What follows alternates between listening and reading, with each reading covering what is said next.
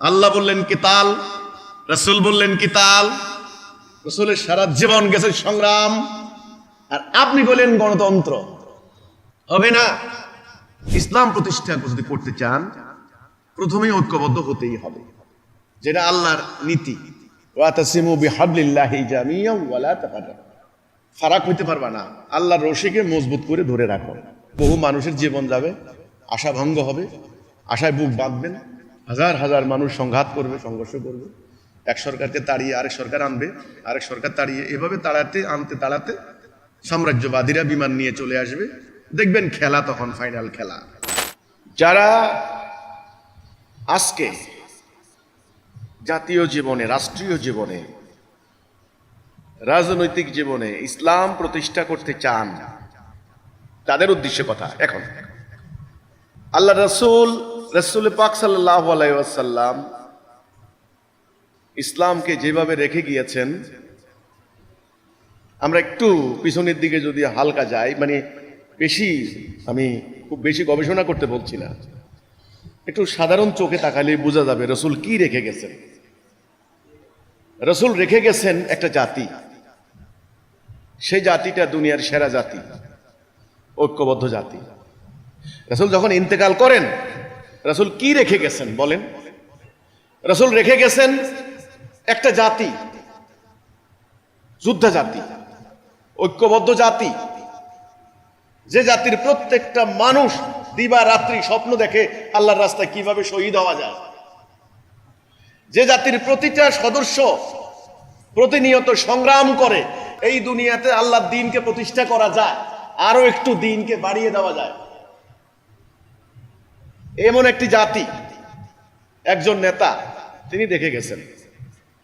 সবার কাছে ইসলাম ছিল পরিষ্কার, এবং তিনি রেখে গেছেন আল্লাহর দেওয়া কিতাব আল্লাহ, যেটা আমরা বলি 30 পারা 30 জুজ, এই কোরআন, এইটা তিনি রেখে গেছেন। এটা আল্লাহ নাজেল করা বিধান, এটা প্রতিষ্ঠা করতে গিয়ে তিনি লড়াই করেছেন। এবং তিনি রেখে গেছেন ওনার একটা পবিত্র জীবনী, ওনার জীবনী, পুরো জীবনটা কেমন।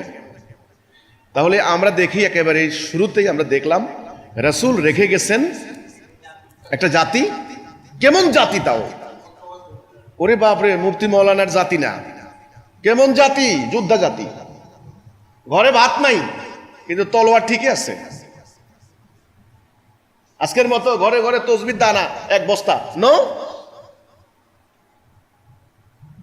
রাসূল রেখে গেছেন এমন একটি জাতি যাদের সারাদিন আল্লাহর কাছে দোয়া করতে, আমি আল্লাহর রাস্তায় শহীদ হব, মানে দিন প্রতিষ্ঠার অনুপ্রেরণা। এবং সেই জাতিকে পরিচালিত করার জন্য আল্লাহর দেওয়া জীবন বিধান, সংবিধান। রাসূল কি শিয়া সুন্নি রেখে গেছেন? আহলে হাদিস, আহলে সুন্নাত ওয়াল জামাত এগুলি রেখে গেছেন? গণতন্ত্র, সমাজতন্ত্র, মানুষের তৈরি বিধান রেখে গেছেন? নো। তিনি রেখে গেছেন আল্লাহর দেওয়া বিধান এবং একটা জাতি। তিনি বলে গেছেন, আল্লাহ আমাকে 5টি কাজের আদেশ দিচ্ছেন, আমি তোমাদেরকে 5টি কাজের আদেশ দিয়ে যাচ্ছি। যারা এটা থেকে আঘাত সরে যাবে তাদের গলা থেকে ইসলামের রশি খুলে যাবে। তোমরা ঐক্যবদ্ধ থাকবে, ঐক্যবদ্ধ থাকবে। যে ঐক্য নষ্ট করবে সে কুফর করবে, কাফের হয়ে যাবে, সোজা কথা। তোমরা নেতার আদেশ শুনবে, নেতার আদেশ অক্ষর অক্ষরে পালন করবে। তোমাদের নেতা যদি কান কাটা কৃতদাস নিগ্র হয়, তুমি তার কথা শুনবে, হিজরত করবে, আর আল্লাহর দ্বীন প্রতিষ্ঠার জিহাদ করবে। এই 5 দফা কর্মসূচি রাসূল নির্দেশ দিয়ে উসামা ইবনে জায়েদকে বলেছেন ইন্তেকালের 4 দিন আগে, উসামা যাও সে রণাঙ্গনে যেখানে তোমার বাবা শহীদ হয়েছেন, মানে মুতার অভিযানে। নিজের হাতে তিনি উসামার কপালে তিনি যুদ্ধের আমামা বেঁধে দিলেন, এবং নিজের হাতে পতাকা দিয়ে 30,000 সাহাবীকে উসামার আন্ডারে প্রেরণ করে দিয়ে দিলেন। এই হচ্ছে সিম্বল। তাহলে রাসূলুল্লাহ বিশ্ব বিজয়ের জন্য উসামা ইবনে জায়েদের মতো দুর্দান্ত তরুণ সেনাপতির নেতৃত্বে একদল মুজাহিদকে বহির্গত করে দিয়ে আল্লাহর কিতাব উম্মাকে দিয়ে 5 দফার একটা কর্মসূচিতে বেঁধে তিনি আল্লাহর কাছে চলে গেলেন। রাসূলুল্লাহ সাহাবীরা যতদিন জীবিত ছিলেন, পরে প্রায় 100 বছর বলা চলে, এই সংগ্রাম চলতে চলতে চলতে মানে অর্ধ দুনিয়াতে সেই মদিনার ইসলাম, সেই ইয়াত্রিবের একটা গ্রামের থেকে সেই সভ্যতা অর্ধ দুনিয়াকে আপ্লুত করলো। জ্ঞানে বিজ্ঞানে সামরিক শক্তিতে তখন মুসলমানরা হয়ে গেল টপ। এই আদর্শ পরের ঘটনাটাও সবাই জানা আছে। পরে 1000 বছর থেকে আমরা এই হানাহানি করলাম, ঐক্য নষ্ট করলাম। এখন যারা ইসলাম প্রতিষ্ঠা করতে চান, আমি তাদেরকে বলতে চাই, ইসলামের এত রূপ ছিল না। ইসলাম একটা, কোরআন একটা, আল্লাহ একজন, রাসূল একজন। ইসলামের আকীদা একরকম। প্রত্যেক সাহাবী যে আকীদা বুঝতেন, প্রত্যেকটা সাহাবী খলিফা যে আকীদা ছিল, একেবারে একটা আদনা সাধারণ সাহাবী, ওনারও সে একই আকীদা ছিল। আকীদার কোনো ডিভিশন ছিল না, একই আকীদা, একই লক্ষ্য, একই কর্মসূচি, সবাই একই রকমের চেহারা। পরবর্তী 1000 বছরে বাড়াবাড়ি করে কি হলো, আজকে দেখেন সুফিবাদী তরিকা একটা, ওনারা মারেফতি লাইনের ওনার আত্মার ঘষা মাজা, আত্মার উন্নতি করে করে আল্লাহর কুরবিয়ত হাসিলের একটা লাইন একটা। আরেকটা হলো বিভিন্ন আমল আকলাক তসবিহ তাহলিল দোয়া কালাম করেন, নামাজ রোজা, যেমন তাবলীগ, আমাদের লক্ষ লক্ষ মানুষ এখানে যাচ্ছেন, কোটি কোটি মানুষ, ধরেন এই একটা তরিকা লাইন। আরেকটা হলো আপনার ওনারা কিতাল করবেন, যুদ্ধ করবেন, সেটাতে আমরা নাম দিতে পারি উগ্রবাদী বা এই ধরনের। উগ্রবাদী বললে আবার ওরা মাইন্ড করে, হ্যাঁ না মাইন্ড করে যে আমাকে উগ্র বলছি, ব্যাপারটা তা নয়। মানে এটাকে আমরা বলতে পারি চরমপন্থা লাইন, এই একটা লাইন। আরেকটা লাইন আছে রাজনীতি করবেন, ওনারা পলিটিক্স করবেন, মিছিল করবেন, নির্বাচন করবেন, মিটিং করবেন, ইলেকশন করে অন্যদের সঙ্গে কম্পিটিশন করে ওনারা একটা লাইন আছে। তাহলে এই যে ইসলামের নানান ধরনের টুকরা টুকরা হয়ে গেল, টুকরা হলে কি হয়? আমি একটা এই কাগজটা নিয়েছি, আমি আমার হাতে কাগজটাকে, এই কাগজটা হচ্ছে লেখার জন্য লেখা। মধ্যখানে যদি আমি দুইটা টুকরা করি, আর লেখার সম্ভাব্যতা কমে যাবে। আরো করলাম, আরো করলাম, আরো টুকরা করলাম, আরো টুকরা করলাম, আরো টুকরা করলাম, সর্বশেষ টুকরা করতে করতে সবগুলো টুকরা মিলিয়ে আসলে বিষয়টা কি হয়ে গেল? আবর্জনা হয়ে গেল না? এখন এই আবর্জনার টুকরাগুলি যদি বেরিয়ে এসে এই টুকরা বলে আমি ঠিক, তুই কাফের, তুই হলি ইহুদি দালাল, তুই হলি নাস্তিক, তোরে মারতে হবে। আর এই যদি বলে আরে আমরা ঠিক, তোরা কাফের, ইহুদি দালাল, তোরে মারতে হবে। আসলে এই দুই টুকরা এই ধরনের মারামারি করার কোনো মানে আছে? আসলে দুইটা টুকরাই হচ্ছে সেই একটা কাগজের খণ্ডিত অংশ, যার কোনো মূল্য নেই। এই আবর্জনার মতো এইভাবে ডাস্টবিনে ফেলে দেওয়া হবে, বাস। আজকে যারা ইসলামের কথা বলছেন, আমি তাদেরকে বলতে চাই, আপনাদের কিছু অনুসারী আছে, অন্ধ অনুসারী, আগা মাথায় কিছু বুঝে না, আমার পুরো বক্তব্যটাও শোনে না, রিয়েলাইজেশন নাই, কোরআন স্টাডিও করে না ভালো করে, হাদিসও ঠিক মতো কি পড়ে কিনা আমার সন্দেহ আছে, কথা নাই বার্তা নাই, পাইছে ফেসবুক একটা, আমাকে গালাগালি হুমকি, আমাকে মেরে ফেলবে, আমি ইসলামের শত্রু। আরে ভাই, আমার কথা আগে বুঝেন, আমি কি বলতে চাই ভালো করে বোঝার চেষ্টা করেন। মেরে ফেলাইবেন একজন মানুষকে, মেরে ফেলাইবেন একেবারে, জীবন মৃত্যুর মালিক আল্লাহ, আপনি না। জীবন মৃত্যুর মালিক আল্লাহ। যারে বেইজ্জতি করবে তাকে ইজ্জত দেওয়ার ক্ষমতা দুনিয়ার কারো থাকবে না। আর আল্লাহ যাকে ইজ্জত দিবে দুনিয়ার কেউ তাকে বেইজ্জতি করতে পারবে না। এরকম মৌলিক কিছু ব্যাপার আছে। আল্লাহ যার মৃত্যু দিবে তাকে হায়াত দিতে পারবে না কেউ, তার মৃত্যু অবধারিত। আল্লাহ যার দীর্ঘ হায়াত দিবে তার মৃত্যু কেউ নিশ্চিত করতে পারবে না। এগুলি আমাদের আকীদার ব্যাপার, এগুলি আমাদের কদর। আল্লাহর কাদেরিয়াতকে বিশ্বাস যারা করবে না তাদের একেবারে মৌলিক, তারা কিন্তু ইমানদার নয়, একদম পরিষ্কার। কারণ ইমানদার হওয়ার ক্ষেত্রে এটা কিন্তু একটা শর্ত, কদরের প্রতি বিশ্বাস। তো কাজে আমার মৃত্যু নির্ধারিত আছে, কোথায় হবে, কোন জায়গায় হবে, কার কাছে হবে, না কি হবে, কি না কিভাবে হবে ইত্যাদি। হ্যাঁ, তবে আমি আল্লাহর কাছে সবসময় ফরিয়াদ করি, আল্লাহ তুমি আমাকে শাহাদাতের মৃত্যু দাও। আমি রোগে শোগে মরতে চাই না, আমি বুড়ো হয়ে মরতে চাই না, আমি দুর্ঘটনায় প্রাণ হারাতে চাই না, আমি রণাঙ্গনে শত্রুর বিরুদ্ধে লড়াই করে দিন প্রতিষ্ঠার জন্য শহীদ হতে চাই। এটা আমার প্রার্থনা দিন রাত। কাজেই যারা আমাকে হুমকি দিচ্ছেন, আমি তাদেরকে বলতে চাই, হুমকি না দিয়ে আমার কথাটা মনোযোগ দিয়ে বোঝার চেষ্টা করেন। আমি কি বলতে চেয়েছি? আমার কথা হচ্ছে নির্বাচনে আমরা একজোট হয়ে ওই অমুক দলকে পরাজিত করতে হবে, ওই নির্বাচনকালীন জোট না, এটাকে ঐক্য বলে না, এটাকে ঐক্য বলে না। ঐক্যের ভিতরে স্বার্থ আছে, যে আমরা কোন রকম ঐক্যবদ্ধ হয়ে 10টা পার্লামেন্ট মেম্বার নিয়ে নিতে পারলেই কাম সারা, ব্যাপারটা তা নয়। ঐক্যবদ্ধ হইতে হবে তাওহীদের উপরে, লা ইলাহা ইল্লাল্লাহ, ইলাহ হিসাবে আল্লাহ ছাড়া আর কাউকে মানি না, এই কথার উপরে, এবং কোনো স্বার্থ থাকতে পারবে না, শুধু আল্লাহর জন্য ঐক্যবদ্ধ হতে হবে। এখন ঐক্যবদ্ধ হবেন কি হবেন না, আপনি আপনাদের ব্যাপার, কিন্তু এটা সূত্র, সূত্র না মানলে কোনোদিন গণিত অঙ্ক মিলবে না, সূত্র আপনাকে মানতেই হবে। সূত্র না মানলে কোনোদিন রকেট চাঁদের দেশে যাইতে পারতো না, এটা সূত্র, বৈজ্ঞানিক সূত্র মানতে হয়েছে তাকে। আল্লাহ তাআলা সূত্র দিয়েছেন, এটার নাম সুন্নাহ। আল্লাহর সুন্নাহর কোনো পরিবর্তন নাই। আপনারা সূত্র মানবেন না, দিন প্রতিষ্ঠা করবেন, এটা হবে না, হবে না। আমার কথাকে খুব মনোযোগ দিয়ে শুনতে হবে। এই জন্য এই মহাসত্য আল্লাহ দিয়েছেন, দিন প্রতিষ্ঠা কারা করবে? এখানে কিন্তু বিরাট প্রশ্ন। দিন প্রতিষ্ঠা হবে মোমেনদেরকে দ্বারা, মোমেনদের, মোমেন যে মোমেন না তারে দিয়ে দিন প্রতিষ্ঠা হবে না, যে মুনাফিক মুশরিক তাকে দিয়ে দিন প্রতিষ্ঠা হবে না। ইন্নামাল আমালু বিন্নিয়াহ, এটা বুখারীর প্রথম হাদিস। নিশ্চয়ই সমস্ত আমল নিয়তের উপর নির্ভর করে। আল্লাহ কোরআনে বলেছেন, যারা নারীর জন্য হিজরত করে তারা ওটা পাবে, যারা দুনিয়ার জন্য দুনিয়া চায় তাকে ওটা দেওয়া হবে, আর যারা আল্লাহর জন্য করে তারা আল্লাহকে পাবে। মুমিনকে আল্লাহ সাহায্য করবেন। আল্লাহ বলছেন ইন কুনতুম মুমিনিন, আল্লাহ কিন্তু অন্য কোনো দলের কথা বলেননি। আল্লাহর সাহায্য ছাড়া, আল্লাহর নসর ছাড়া কেউ দিন প্রতিষ্ঠা করতে পারবেন না, এইটা কিন্তু বিশ্বাস করতে হবে, গায়ের জোরে হবে না। আপনি হাজার হাজার লক্ষ লক্ষ সংখ্যা আপনাদের আছে, থাকতে পারে, অসুবিধা নেই, নো পাবেন না। দেখবেন দেখবেন একদম গোল পোস্টের কাছে কাছে ভাবছেন গোল দিয়ে দিবেন, পারবেন না, পারবেন না, গোল দিতে পারবেন না। ফাট করে আষাঢ় খাইয়া এমন ভাবে পড়বেন, আরেক বেটা ল্যাং মারিয়া দিব, এমন ল্যাং মারবে আপনি চিন্তা করতে পারবেন না। কারণ এটা আল্লাহর দিন, আল্লাহর কথা বলে, আল্লাহর দিনের কথা বললে, আল্লাহর কোরআনের আইনের কথা বলে আপনি মুমিন হবেন না, তা হতে পারে না। ও আল্লাহ বলছেন ধোঁকা তোমরা নিজেকে দিতে পারো, আমাকে দিতে পারবে না তোমরা।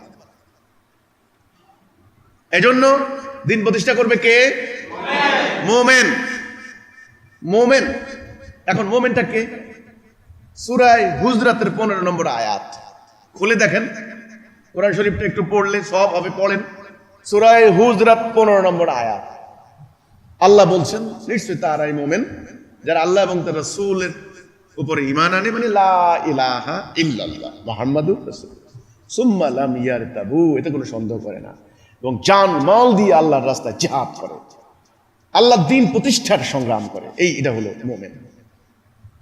জান মাল দিয়া নিয়া না, জান দিয়া দিতে হবে, মালও দিয়া দিতে হবে। কোনো কিছু আশা করতে পারবেন না। এখন যদি আমরা নির্বাচনে জয়লাভ করি, আমার ব্যাংকে চাকরি হবে, এই হবে ওই হবে, তাহলে শেষ। দিয়া দিতে হবে, জান মাল এবং আকীদা সহি থাকতে হবে। আকীদা, জান মাল দিয়া যারা আল্লাহর তাওহীদ প্রতিষ্ঠার সংগ্রাম করবে তারা হবে মুমিন। মুমিনকে আল্লাহ সাহায্য করবেন, এটা আল্লাহর ওয়াদা, আল্লাহর অঙ্গীকার। ওয়াকানা হাক্কান আলাইনা নাসরুল মুমিনিন, মুমিনদেরকে সাহায্য করা আমার ওয়াদা।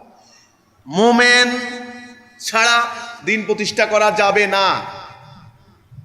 মুমিন হবেন তখন আল্লাহর সাহায্য আসবে, আর আল্লাহর সাহায্য আসলে আল্লাহর যে মালায়েক, আল্লাহ বলেছেন আমার মুমিনদের জন্য আমি প্রস্তুত করে রেখেছি।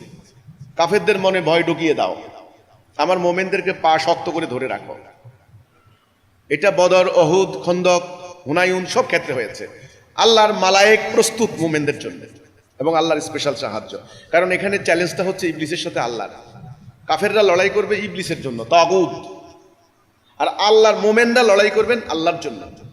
এখানে ফি সাবিলিল্লাহ কথাটা হচ্ছে শুধু আল্লাহর রাস্তায়, শুধু আল্লাহর জন্য, মানবতার কল্যাণে। এখানে অন্য কিছু থাকতে পারবে না, কোনো রাজনৈতিক উদ্দেশ্য, কোনো অর্থনৈতিক উদ্দেশ্য, আরো কোনো উদ্দেশ্য থাকতে পারবে না। তো আমার কথা হলো, যারা আজকে ইসলাম প্রতিষ্ঠার স্বপ্ন দেখছেন, হ্যাঁ, একটা পট পরিবর্তন হলো, একটা সরকারের বিদায় হলো জনগণের আন্দোলনের মুখে, এখন একটা ইন্টারিম গভর্নমেন্ট হলো, সামনে হয়তো নির্বাচন হতে পারে। স্বপ্ন দেখছেন যে ইসলাম প্রতিষ্ঠা করবেন, তাদের উদ্দেশ্যে বলতে চাই, তাওহীদের উপরে ঐক্যবদ্ধ না করে, ঐক্যবদ্ধ না হয়ে কোনোদিন ইসলাম প্রতিষ্ঠা করতে পারবেন না। প্রথম কথা। দ্বিতীয় কথা, মোমেন লাগবে, মোমেন। তৃতীয় কথা, দিন প্রতিষ্ঠা করার জন্য আল্লাহ কর্তৃক নির্ধারিত কর্মসূচি আছে। আপনারা নিজেদের মন মতো কর্মসূচি অনুসরণ করলে দিন প্রতিষ্ঠা হবে না। রাসূল যে কর্মসূচি অনুসরণ করেছেন সেখানে প্রত্যাবর্তন করতে হবে, সেটা হলো মেইন কথা। রাসূল কিন্তু আবু জাহেলের সাথে নির্বাচনে কম্পিটিশন করেননি। আল্লাহ যে কর্মসূচি দিয়েছেন রাসূলকে, সেই কর্মসূচি অনুসরণ করতে হবে, তারপরে আপনার আল্লাহর সাহায্য আসবে, দেন আপনি দিন প্রতিষ্ঠা করতে পারবেন, সেটা হবে আল্লাহর দিন। তো এই জন্য এই পর্বে আমার কথা, আজকে বাংলাদেশের একটা পরিবেশ সৃষ্টি হয়েছে, অনেকে চেষ্টা করছেন আল্লাহর দিন প্রতিষ্ঠা করার জন্য। আমার কথা হচ্ছে এই, আপনাদের প্রতি আমার অনুরোধ থাকবে যে ঐক্যবদ্ধ হওয়া ছাড়া দিন প্রতিষ্ঠা করা যাবে না। যদি এক একজন এক এক দিকে টানাটানি করেন উম্মাকে, এখানে আমি আবারও বলেছি, কেউ পীরের তরিকা, এক এক পীর এক এক তরিকতের অনুসারী, কেউ রাজনীতি করেন, পলিটিক্যাল পার্টি, রাজনৈতিক দল, ধর্মীয় রাজনৈতিক দল, কারো লক্ষ লক্ষ সংখ্যা, কারো হাজার হাজার, যাই হোক না কেন, এরা আবার নানানভাবে বিভক্ত, নেতৃত্ব আলাদা, কমিটি আলাদা আলাদা, সিদ্ধান্ত আলাদা।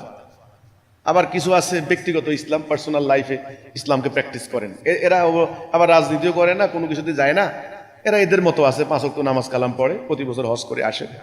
তাদের থিওরি হইলো নিজে ভালো তো সব ভালো, আমি বাবারে কারো ক্ষতি করি না, মিথ্যা কথা বলি না, কোনো দোকানে 2 টাকা বাকি খাই না, হ্যাঁ, কাজেই আমার এত দরকার নাই, ডাইন বাম, নিজে ভালো তো সব ভালো।